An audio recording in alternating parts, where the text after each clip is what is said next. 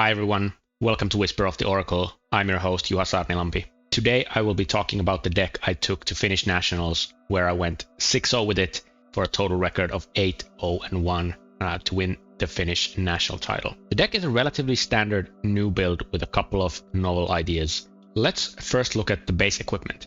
We have a Rousing Wave, Finland Spring Tunic, Mask of Recurring Nightmares, and Undertow Stilettos played in most of the matchups. In the inventory, we have a few daggers to choose from. We have Beckoning Mistblade, which is basically played almost always. We have Orbiter Clast. Let's come back to that. That's a pitch stack in Kano tech. We have Scale Peeler, which is probably played in half the matchups roughly. And then we have Spider's Bite, which is played in the other half. In addition to that, we have some sideboard equipment. We have Nullrune Robe for Kano, Spellfray Tiara, also of course for Kano, Traverse the Universe for Kayo, Guardians, and Prism, although I'm not 100% sure yet on the Prism, and Vambrace of course for Enigma. I will come back to the Kano setup a little later. The core of the deck is pretty much the same as any other new deck. We have a few super strong red attacks in CNC and Leave No Witnesses. We have a bunch of blue stealth attacks. In my case, I'm running 17, and this is to make sure that we have enough fuel for the looking for scraps in the sideboard, as well as just having enough of the core cards of the deck where you can play all the reactions, you can block for 3, you can pitch for 3. So these are just the absolute core of the deck that keep it running. Then you have the reactions. I'm running 3 Hiss, 3 Justinic, and 2 Venomous Bite. And why 2 Venomous Bite? Because you could say it's kind of on rate. It's a 1-for-4 go again in a sense. You most often pair it with a dagger, so that makes it kind of like a 2-card 5 go again, which is equivalent to E-Strike. But then of course it has a lot of upside in being, surprise value, putting it on a Leave No Witnesses or Persuasive Prognosis or anything like that. But of course it also has downside in that it's a lot clunkier than something like E-Strike. Then we have Codexes, of course. We have the 17 stealth attacks. What's worth mentioning there is that I'm running 3 pick to pieces still to respect Enigma. I don't know if this is needed in the future. It's actually quite rare nowadays that these have a relevant ability, and you kind of have to run them into everything else as well. So they're not the best card in the world. Bonds of Attraction. This is because I expected a lot of KO, and this is a decent way early in the game to transcend, because it's a must block. If you have some sort of a pump for it, fantastic. If you don't, it still takes their equipment block most of the time, assuming they have anything like a Smash Instinct or a Riled Up or something like that on their graveyard. Because of the Traverse plan that I'm running into KO, they really need to protect their Banish and prevent blues from ending up there, because I can have such explosive new turns. I'm running Infect. It's just good in most cases. It's kind of like a 0-for-3 that you can block with for just 1, but it's quite flexible and it's never like truly bad. And Sedate is a late addition that I'm testing out. I wasn't sure if this works or not. I didn't get enough data points to know, but I felt like out of all the options in this slot, I think it's the next best one. I'm not a huge fan of Art of Desire Mind. In many of the bigger matchups, it doesn't really do what you want it to. It can be good paired with Siren's Call, but then you'd also kind of want to give it go again, and it's a little bit clunky. It doesn't really disrupt or impact the game, and the Banish is often not even, it's just random. It's not what you want it to be. So I'm not a huge fan of Art of Desire. Then we're of course running levels. We're running Surgicals, and we're running Sick Billows. I am currently on 6 Transcend cards. We have Homage, Passover, Path, and Rising Sun. These are pretty standard. I think every single list has them. Then on the sideboard, I have the Grain That Tips the Scale and the Sacred Art. The Grain comes in almost every matchup, so I probably should be main deck. Sacred Art comes in very rarely. It's almost the same matchups as when Traverse comes in, when you want to actually be banishing the opponent's blues and start playing those out. So when the opponent's blues are 5 powers or 6 powers, that's when Sacred Art gets really good. Other than that, it might sometimes come in as a blue filler. So that's the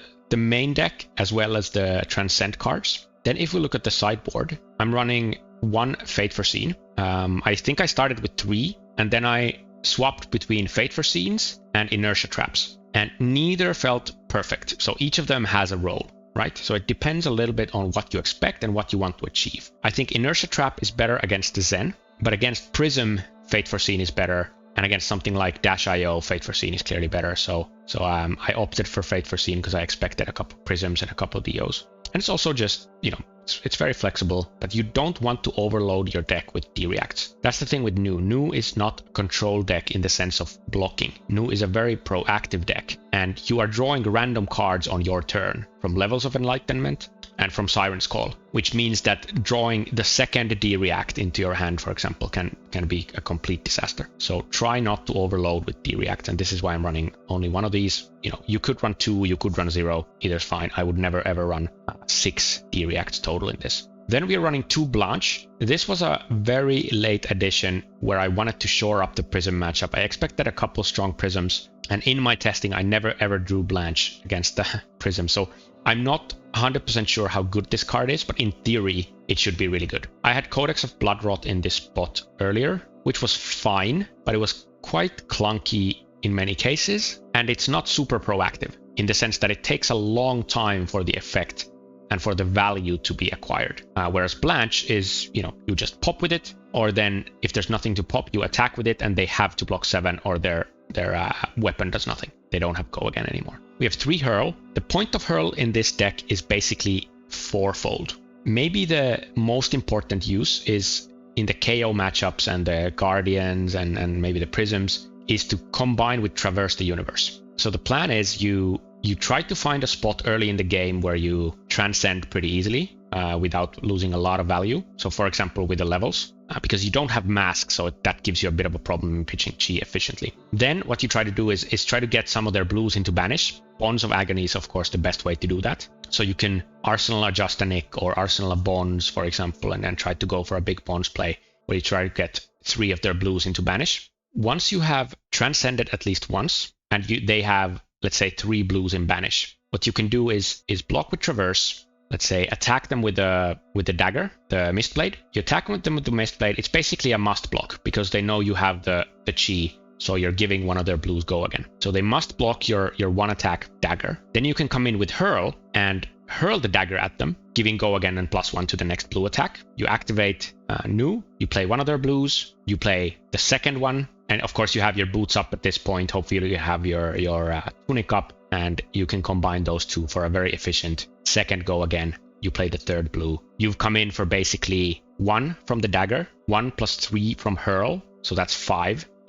6 from the first blue attack if they're 5 powers, and then 5 and 5 from the next 2. So this is off of 2 cards, the blue plus the Hurl and the tunic resource. You came back for 20 damage. You could have blocked, for 6 or 7 with your other 2 cards.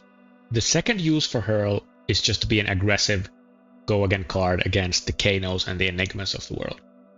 The third use is being a declunker, basically, because when you're running looking for a scrap, when you're running something like Scar for a Scar, you can't Hiss or Venomous Bite on top of that, whereas you can play either Hiss or you can play Venomous Bite on top of Hurl.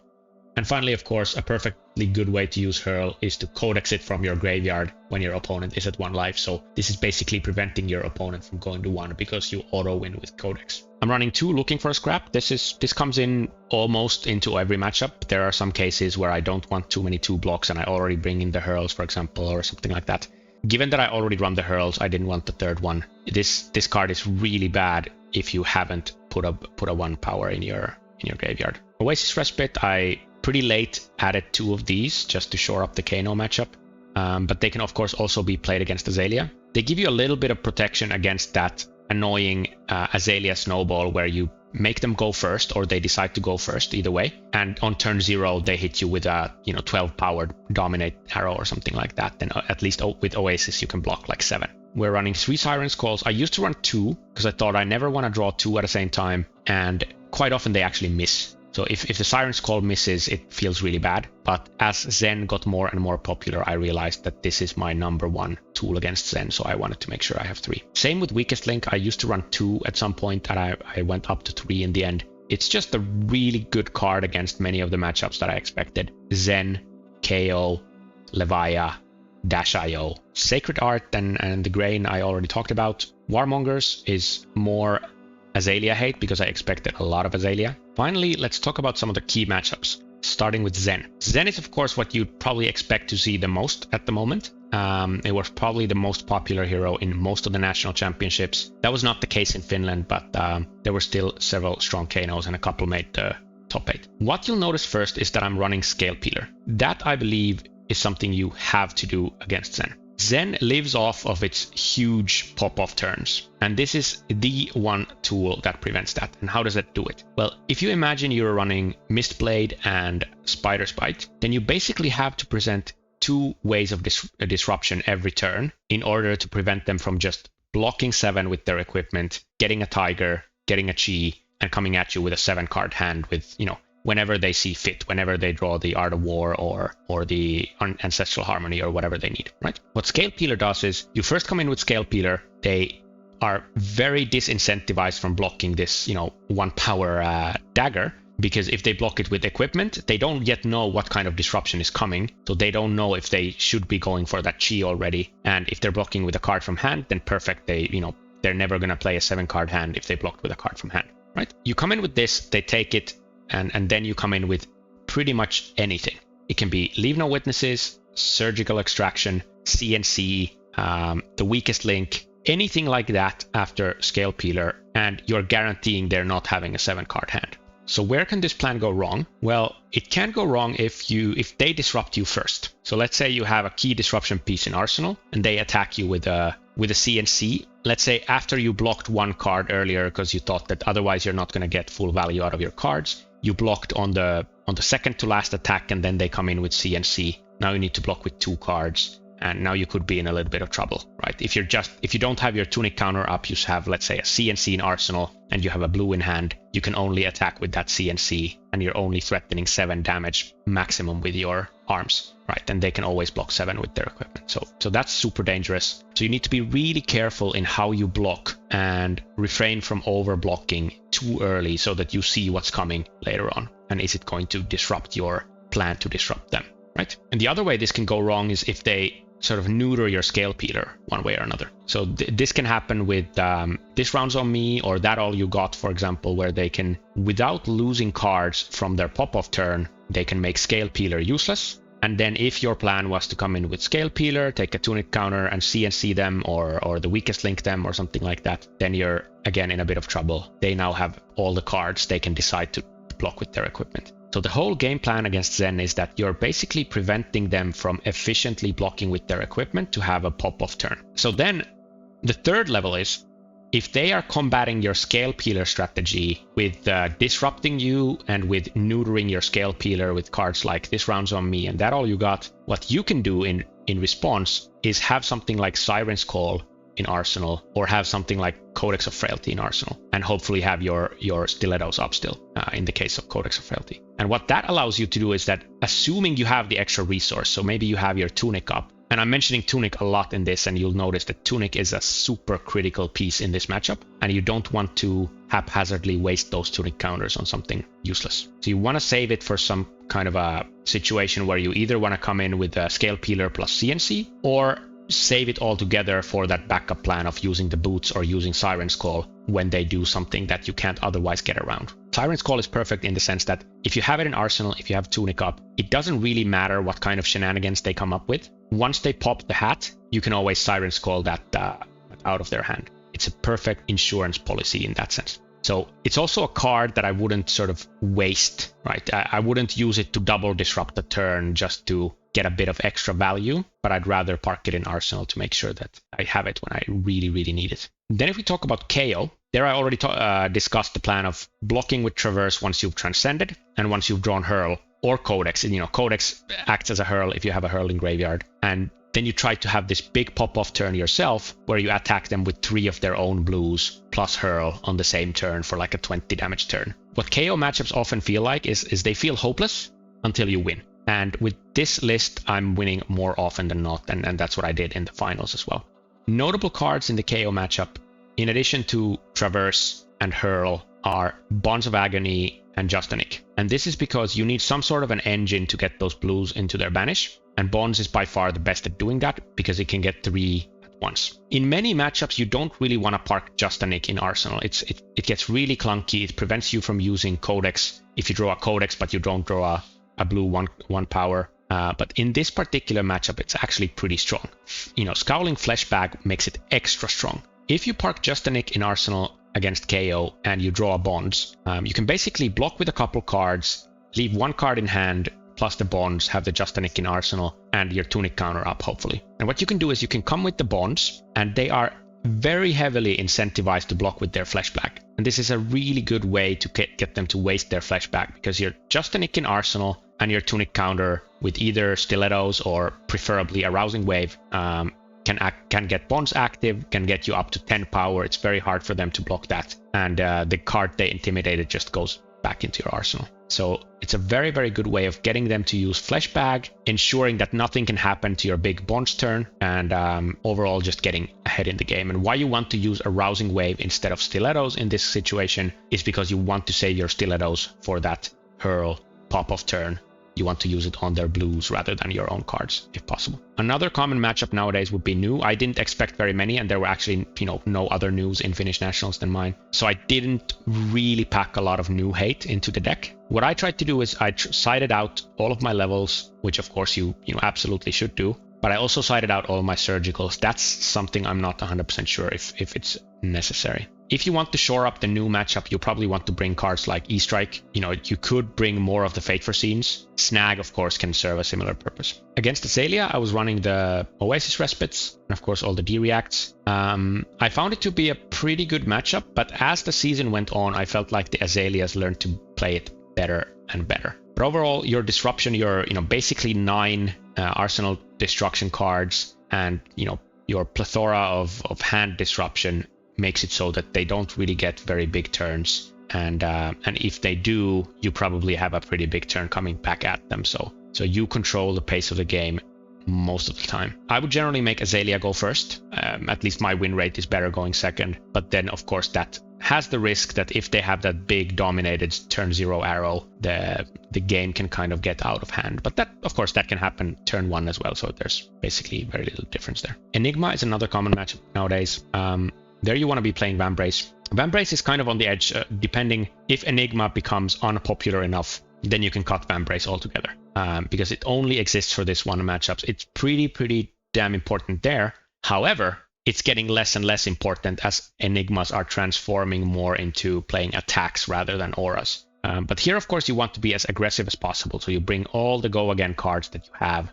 You bring all the reactions that you have. You just want to make sure that you can always spend your full hand to the maximum efficiency possible. I'm also running all the blues that I have just to make sure I can, at least dagger a couple times. And I'm siding out all of the D-reacts. If we talk about the Kano setup for a while, why am I running Nullrune Robe, Spellfray Tiara, and of course the standard Arcane Lantern? Arcane Lantern's pretty obvious. You very, very rarely have time to swing with 2 daggers against Kano. It's very resource hungry to do so. So this is a pretty good space to place your AB. The other place where usually you see nowadays new players place their AB is the hat slot, because another thing that is quite dangerous to do against Kano is start using Mask against them, because they can just empty their hand in response, and you've just spent basically 3 resources that could have been 3 life or even more to do nothing. So those are the 2 places where you want your AB. And then the third one, after going back and forth a little bit, I decided it's best to replace the Tunic. And this sounds weird because normally you would want the extra resource kind of floating around against Kano just in case they do something crazy. But I really, really wanted to prioritize the reactions on Bonds. Also other things, also you want to make sure that you can go wide when you need to, that you can pump your CNC when you need to, etc. But mostly it's just to make sure that we have a Rousing Wave and Stilettos available for Bonds of Agony when we need to. And that then comes back to, why am I obsessing about Bonds of Agony? Because Bonds, basically, even though they can empty their hand, same as with the Mask, in response to you hitting them, they always still shuffle their deck, which prevents all sorts of pitch stacking shenanigans. The reason I'm spending this much resources into the Kano hate is that the Finnish scene has a lot of good Kanos, especially 2 very notorious ones who end up in every top 8, and I want to make sure I'm prepared against them. The reason for Spellfray Tiara is I felt that it's quite easy to have 2 resources floating at the end of your turn, even when you're trying to have a pretty aggressive turn against Kano. or have one resource floating and let's say one red card in hand. So AB2 is probably the perfect amount of AB to have on most turns. Because given the play patterns of the deck, they often Kano you on your turn because you're presenting hand disruption. If they Kano you on your turn, you want to make sure that your AB amount is fitting for the amount of resources you would have at the end of your turn. And I've noticed that 2 is probably the perfect amount. And then I just wanted to have extra protection for Kano in the form of Spell Void 1. Orbitoclast then is a very specific Kano pitch stacking hate card. Playing online against Kanos, most of them don't try to stack you, probably because most of the online Kanos have not really bothered learning stacking. But I was prepared because if you just go with Beckoning Mistblade, you are quite easy to pitch stack by a Kano. Even if you hit your bonds, they can re-pitch stack you. Packing Orbitoclast makes sure that you can't get stacked. It's very hard for them to first block the Orbitoclast, then block the rest of your turn, and still be able to do some sort of stacking with the rest of their cards. It gets very, very difficult for them. So that's kind of my pitch stack insurance. I'm not sure if I would be packing this going forward. It depends a little bit on the types of Kanos I expect. Those were the main matchups I wanted to cover. Thanks a lot for watching this video. Please do consider subscribing in the link that you see here, and also look at some of my other videos. Here's one for you to watch. Thanks a ton. Stay curious, folks.